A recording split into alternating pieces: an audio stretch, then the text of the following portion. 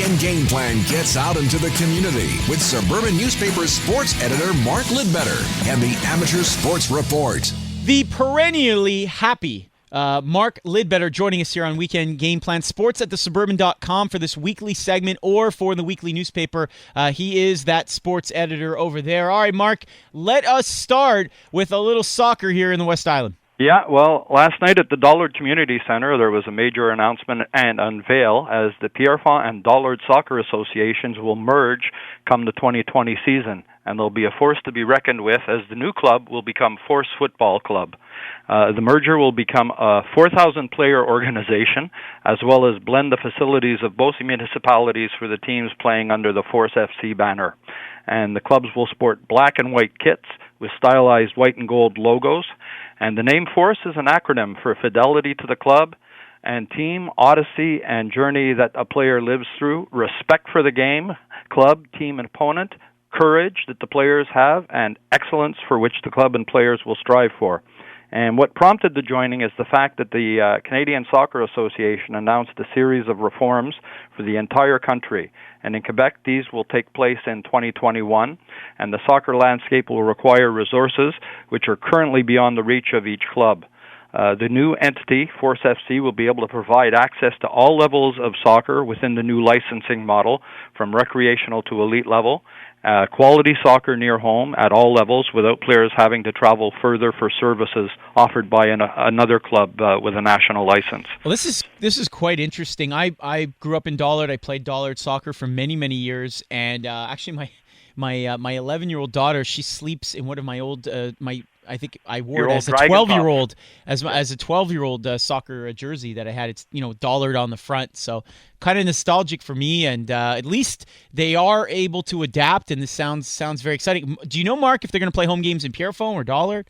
Well, this is the thing. They're going to be playing all throughout. Both mayors were there last night, and the facilities are going to be entirely for both communities, which expands it. And I believe that Pierrefonds is actually going to be adding a third synthetic pitch up by the Pierrefonds Comprehensive High School. So just a lot of growth, and it's going to benefit the kids greatly from both organizations as they become Force FC. Right, and obviously PC Comprehensive merging with Riverdale, so that soccer field probably will be well used. All right, elsewhere, Mark, real athletes. Yeah, Montreal's Jeremy Briand and Caroline Roy from Laval celebrated the first elite Canadian championship titles for their careers in triathlon at the last Sunday at the National Triathlon Championships, which were held as part of the Kelowna Apple Tri in the Okanagan Valley. Briand executed his race tactics to perfection against the deep international field of 30 athletes who qualified for a spot in Sunday's sprint race final, following a super sprint semifinal heat on Saturday. And he got a boost of confidence following a huge start in the finale. And the challenge he faced was a 5K run, a 740-meter swim in Lake Okanagan, followed by a 20K bike ride through Kelowna's downtown core. And the 24-year-olds battled through injuries over the past season, so winning the Nationals was a big goal this year. Then earlier in the day, Caroline Roy continued a breakout season by locking up her first Canadian title with a fifth-place finish in the women's Camtree sprint race. And with a lead group of athletes off on their first two laps of the bike course, the 26-year-old hopped onto her bike out of the first transition and hammered the pedals to keep her podium hopes alive. And her efforts this season has seen her earn a berth on Team Canada and will compete at the 2019 Pan American Games. All right, Mark, we got time for one more item, and I think we're going back to the pitch.